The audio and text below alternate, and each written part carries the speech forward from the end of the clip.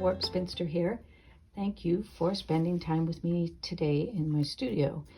When last we left our funky village, it looked like this, and it hasn't changed since I did the last video on it. But I wanted to try something possibly for another building here, and it involves some of these grays and very gray blues. I'm trying to not be too literal or even that close to literal on buildings, on these buildings. So I'm not using wood grain fabrics. I'm not going to do trees and bushes that are actually basically photographs of trees and bushes. But I want to try doing some crumb quilting with these scraps, and make it a sort of stone-like effect. And it may end up being too literal, but I'll see. And I'm not sure what kind of scale I want for it either. These have a lot of bright colors, and I'm not at all sure that this gray blue is going to work well at all. It's pretty blah with that. So I may stick with just these 2 or 3 colors of grays here, and possibly pull in some white, and we'll see what happens. So I'm going to do kind of crumb quilting. I may use some curves, maybe not. I think that using curves might be nice if I'm wanting it to look sort of like stone. And I may end up deciding that's too literal, but it's something to try out. And since it's going to be against a white background, I think the white is going to have to stay more toward the center of the block. I don't know if I want it to be the center, but I do want it to, most of that to be toward the center, and maybe fairly narrow strips. So I think I'll start out with, say, a light gray, and I may even start with a curve. So if you remember when we do curves, well, when I do curves, certainly doesn't mean you have to do them this way. For improv types of curves, I am going to layer these two, and this is right side up, doesn't matter because I'm using solid, but if you are using different colors here, let me move this up, and I'm just going to cut the curve, and I'm going to make sure I keep my finger out of the way. It's going to cut a curve, and these 2 pieces are waste, but now I have these curves that match. Now, I did not build a seam into this, so they're never going to come out exactly right. The ends are never going to meet. They didn't really meet to begin with. And then I'm just going to take this, pardon my crappy thumb again, having trouble getting on top of that crack. And then as I put it in the machine, I'm just, whoops, let me turn this around. I like to have the concave on the top. As I go to the machine, then I'm going to anchor this first with a couple of stitches, and then as I sew, I'm going to just gently ease this over. I'm not tugging on it to make it match up. I'm going to stop with the needle down when I need to, and then just ease it over. This is a very gentle short curve, so it should be pretty easy to do. Now this is a very small piece. It's not especially easy to maneuver under the machine, at least to get it started. And I find that using the tweezers with these small pieces, and especially at the end, even on larger pieces, it's nice to have some tweezers to hold that end to make sure your fingers don't get sewed through. And my machine will sew through my thumb and thumbnail, I discovered. So these are bent nose tweezers, and they're very handy. You could get away with just having some regular tweezers. All right, now, this is a small piece, and of course I'm going to be losing seam all along. I'm probably going to take a narrower seam than usual because these are such small pieces. So somewhere between 1/8 and 1/4 probably. I want the seams to hold still, but I don't want to take 1/4 inch off all the way around. Now I also have a piece here that's more curved than others. So I'm just going to lose so much in the seams that it's probably not going to matter. And it may be that just even doing the curves is pointless because the pieces are so small. We'll see what happens. And I don't want it to be too literal anyway, as I said. Maybe that's just rationalizing how this really didn't turn out being very curved, but let's think. So now I think I want to add in some white, and my crumb tin has some white bits in it. It also has some pieces from the work in progress that I showed you last time, and it has some grays in it as well. So I've got white and gray, and I think I will just take a piece of that, maybe one that's got a nice print in it, for those of you who like prints better than solids, and I think I will just start adding that in next. As I'm doing close-ups, I can see how badly I need to get a new mat, which I've been saying for probably months now, haven't I? So I think next up I would like to do maybe a dark gray there. Yes, Emily likes that. Emily's back by my side today because these are such small pieces, and so many of them I'd like to have her right at hand. Whoops.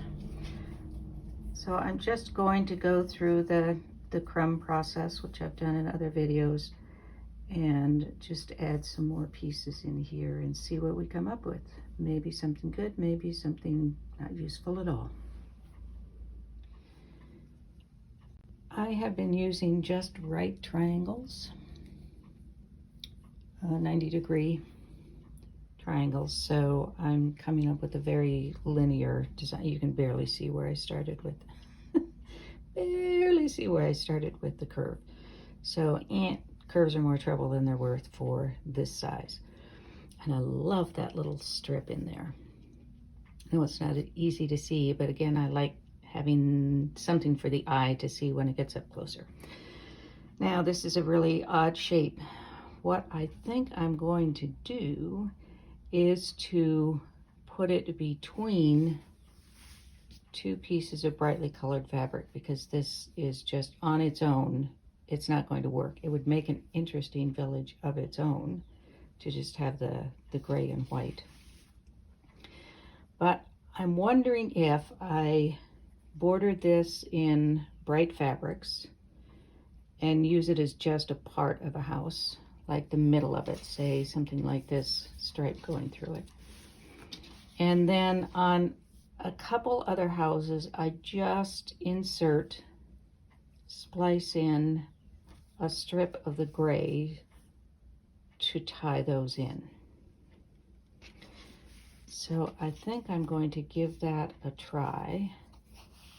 I probably somewhere have a strip of the lighter gray as well, but I'm thinking that I'm going to want the darker gray. So I'm going to pull out a couple of bright solids and insert this in between them, and then maybe on this house put in a diagonal stripe across there. My brain is looking for a way to put in a black and white stripe. You know it is. You know it is. Let me go find some fabric here. All right, now I have found myself some fabric. And as I was talking about crumbs, I thought, well, I wonder what it would be like if we did like the crazy old lady house on the block. That's kind of what I've got. My door is purple, kind of a lavender color. I grow a fair amount of lavender. I wouldn't say a lot, but kind of as much as I can. So I'm a proponent of good colored doors like Dublin. Having trouble convincing the neighborhood to do that, but Anyway, I have a lavender door, and it's a good way to tell people where I live. Look for the purple door. And I had a couple of young ladies selling candy door to door yesterday, and one of them said, I like your purple door, it's pretty. All right. So I'm the crazy, kind of the crazy old lady, I guess. Anyway, so you could also do something funky like this to go with it. And I already had this crumb piece left from something else, which is neither here nor there. I'm just going off on a tangent. So I also have, and I brought up some bright fabrics, but I'm wondering if I do this gray stripe, should I have a little tiny strip of this running through it and then put it across there, or would that be too much? So I am going to put together a stripe such as that, and then I need to think about, let me plan both of these things so I don't have to stop and go away twice. What would I like for going around here? I think a blue, this sort of tealy blue. And I don't know exactly where this house is going to go. There's a lot of teal up there, so it might well go down here. Up down here, down up here. And have blue on one side. What else do I need on the other side? Maybe an orange? Yeah, it's gonna look like the Broncos, but you know, nothing wrong with the Broncos, right? Or I've got a little purple piece here I could do too. So I think I might do the teal and purple with this in the middle. And I don't know, do I want it to go at sort of a slant? Do I want it to go straight across? Let's see here. Lay this on top, just to get a general idea. So that's going kind of straight. Well, there's not much contrast with that purple, is there? I may have to go for a Bronco look.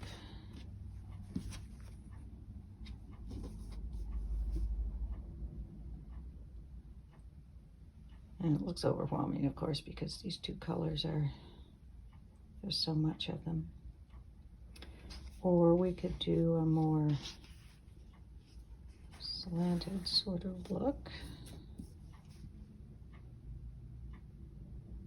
Which, if I do the strip down here, the stripe down here, probably go in that direction, and that will tie that together, move the eye up that way.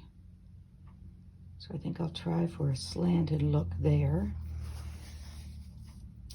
And then try a stripe across this. And I don't know if the really big stripe or the narrow stripe. I don't want it diagonal, I don't think. I'm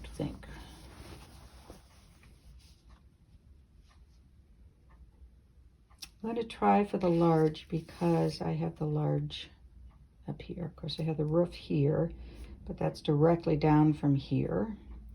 So I would rather have it be more of a diagonal connection. All right, so I'm going to splice this into a pretty narrow strip of this. So this is going to be a very narrow strip and a pretty narrow strip of gray. And that's going to go diagonally there. And then I will do a diagonal piecing here. If I want the orange on the bottom. It's going to be right here. It may or may not, so it's going to be a lot of orange in this corner, but it's 3 different oranges. Isn't that interesting? I'm going to go off and do that. I ended up adding 2 or 3 pieces on here just because I wasn't going to be able to get the length that I wanted. And I'm finding that starting out with a set shape, so everything is a right triangle, is kind of a little bit freeing somehow when you're doing it. I know it has a very linear look, but it might be kind of fun to just do some locks with my collection of right triangles that I'm gathering. Now, I trimmed that off straight. I don't know why, because I don't want this to be straight. So what I'm going to do is cut this at the angle that I want, and then I can change this angle at top and bottom in order to have the houses be sort of square, but instead of leaning. Ooh, leaning house though, you know? Leaning house ought to be at the top of the hill, don't you think? Maybe the crazy, the leaning house of the crazy lady. So I'm going to trim these at an angle, and then I will cut those to straighten the house out. And I already kind of have an angle there, so I don't want the house to be this big. I can save on, whoops, sorry about the shaking. I'm going to trim that off so that I have that whole piece for something else. And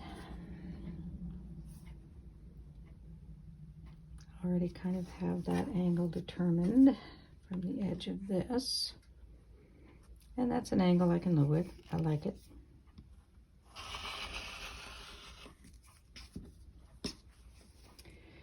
And now when I do this other side, I can either match that angle or make it a little bit different.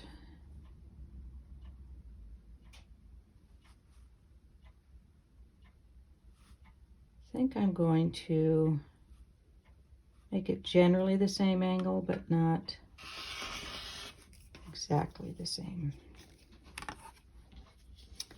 So now I want to cut these so they're at a right angle to these, in which case that one of the angles is not going to work. I have a very poor sense of spatial orientations or something. I don't know. It's always kind of troubled me, but I can't do those puzzles where, you know, where do you put this thing and which one's different? I'm bad at those. I mean, I'm a pretty smart cookie in general, but I don't know. Those are just, they just don't work for me. All right, now I could have had those two different angles here if I were doing a wonky house, but I'm not. I want to have this diagonal thing going on in there. So I'm not sure how I'm feeling about this, if you want to know the truth. It's kind of interesting. I don't know if I'll be able to. Well, that's not good. Didn't figure that quite. See, it's that whole spatial analysis thing I can't do. I can't do in my head. I have to actually do it. I'm sorry about this shaking. I should cut off camera. All right. So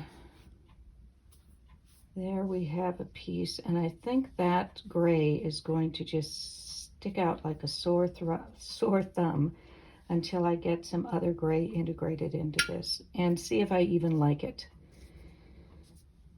I may not like it in this particular quilt, but let me try putting a strip in here. I just feel like something needs to tie in up here as well. I could do, because I'm thinking about this being a narrow, very long bit, I could put some more gray up here. I'm not going to start putting all of that together until I know whether or not it's going to work, so that I don't have to take things out again. All right, I'm having an easily distracted day, obviously. So now I'm going to put this gray stripe in there. Now I don't need a very wide strip here from left to right along the x-axis. Doesn't need to be very wide, so I don't want to be, well, I should have pieced a long strip of it. I could use it somewhere else. And now I'm going to insert a very narrow strip in here because I want this ending strip that I spliced in here to be pretty narrow. I confess I love this stripe, which is no surprise to you. Now I want this to be a narrow strip, so this is too wide, and in fact, this might be too wide. Took a little bit of a skimpy seam. I may change my mind and do a full width seam. And then I want not much of the gray showing for that matter, so I will trim some off. So I'd say 1/4 of an inch at most I want showing on each side, which means that I would need to trim those at 1/2 inch to get started, because of course I'll lose a 1/4 inch to the seam. So I'm going to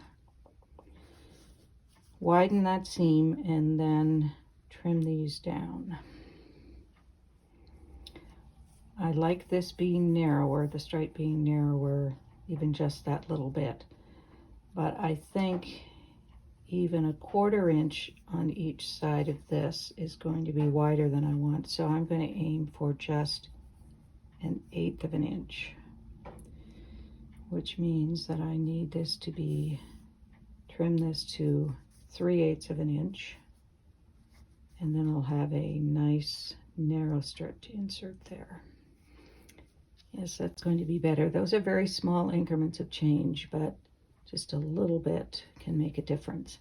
Now, as I'm doing the diagonal here, I have to be careful that I will have enough space here, enough real estate in order to trim that at the diagonal. So I'm going to use that as my guide.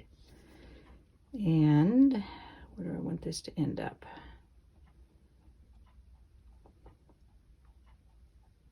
Up higher, down lower. I think I want it about there. So I'm going to make a cut with that angle as my guide, and then I can just splice that in there.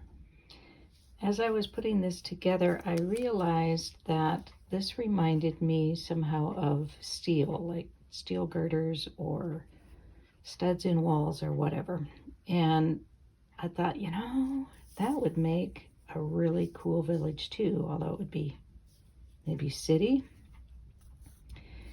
And then I thought about the other village, the one that's simpler that we did the embellishments on, and it could be sort of 3 different villages. You could have the first village that I did, the plainer one, and then we could have this village and then a city. So this could be like a triptych with 3 long narrow pieces that aren't attached to each other but are close and are part of the whole theme. Kind of like that idea. And I'm not sure exactly what hat I would put on this, or roof, I guess, sorry. But I think that would be, oh, and if you did a city one, you could have really interesting roofs. If you're like a poorly planned mall in the Midwest, you would have a flat roof that rain and snow could collect on and cause leaks. You could also do a village with this is crumb that I have left over from another thing we did somewhere or other. And you could even do just kind of a wacky fantasy village. Let's call it wacky instead of crazy. I do not in any way mean to minimize mental health. So that could be kind of fun. So I don't know, do they have quad ticks? You have diticks and triptychs and, no, diptychs, not diticks. So that could be kind of fun. We've got lots of options for different villages in a city. That would be fun. As I was, when I said put its hat on, it made me think, wouldn't it be fun to do an improv quilt that's sort of like this, but you've got heads, very abstract kind of heads, and then all kinds of wild, fun hats. I think that would just be crazy fun.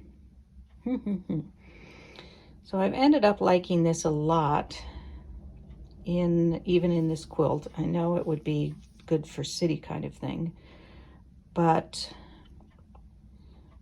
I like that it sort of ties in with that. I'm not wild about these being on top of each other, the two stripes, but these aren't fastened down yet, so I could easily swap out. And then that kind of ties these stripes in, so I've got that triangle bit, and I've got 3 stripes. Emily likes that. Not sure this piece is right there, but I could find some sort of hat for it. I'm liking that better. Put this here for the moment. That actually isn't so bad because I've still got a diagonal look to it.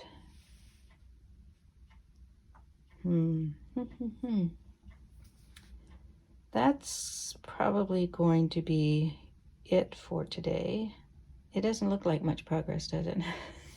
Maybe if I bring this out, it will look like more progress, even though I don't want to put this in. I thought if I had dark enough grays, it would tie in pretty well, but I think unless I've got a lot more gray in here, it just isn't going to work. So I'll save that for the Fantasy Village, where we've got that going on. She says as she shakes the table. This could actually work into this if I had that strip in there, but then, I don't know. Doing this, I'm kind of losing the whole crumb quilting bit, which seems like a lot of work wasted, but I don't like it as it is right now. I could also do something like that. So it needs something. It's just too gray. And I usually like gray in modern quilts, but I don't think it's going to be what I want in this one. That's it for the villages today, for this particular village. And now we have more villages and even a city in mind. And in the spirit of it isn't over till it's over, I went ahead and spliced this in. I lined up the seams reasonably well, or the sides reasonably well. These do not match up, but I like it that way. So I'm leaving it. And then I did trim up the sides. So I like that much, much better. That will fit in some village somewhere. And I'm liking this one a lot too. So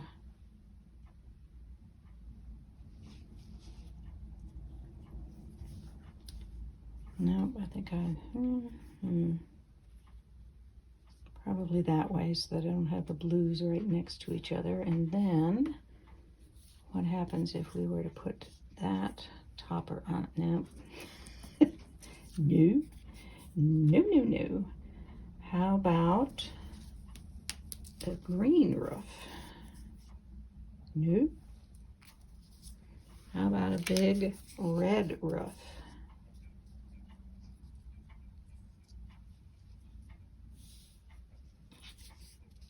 They probably wouldn't go right next to each other, would they?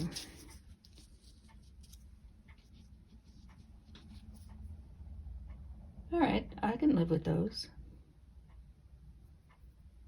Do I maybe want them in this village? Not sure, but I'm liking these all right. Liking this one a lot. This one's good. I think having that gray border on here would have been too much because I've got that gray going on in there. All right. Now I feel better about what we did today. We will see where those fit in. If you remember, I was making a lot of these wacky pineapple geese to make a quilt, and I just pulled them out today when I was getting ready for the video and decided to just kind of put them together as they are without anything to try to straighten the edges. And they started fitting together pretty well, so that I think I would only have to do a minimum amount of trimming to get them to go together, and I think I'm liking it. So maybe we will work on that next week. In the meantime, be well, be happy, be safe, be quilting. Peace.